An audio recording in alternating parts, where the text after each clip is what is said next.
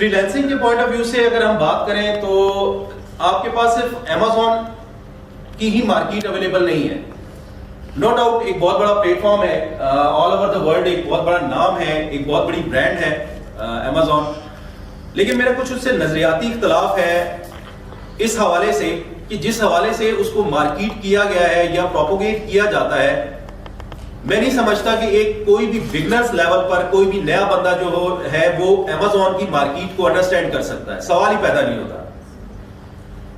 उसके आप देखें, जब भी आप किसी भी मार्केट को फॉलो अप करते हैं, डेफिनेटली आपके पास उस मार्केट के पॉइंट ऑफ व्यू से स्किल्स होना बहुत जरूरी है। मैं यहां पर एक किसी भी न्यूबी को कहूं कि जी आप बिल्कुल आप आइए, Amazon आपके लिए बहुत बड़ा प्लेटफॉर्म है, आप आएंगे Amazon हमारे से सीखेंगे और अगले दिन आपकी छत पर एक बादल आएगा जिसमें से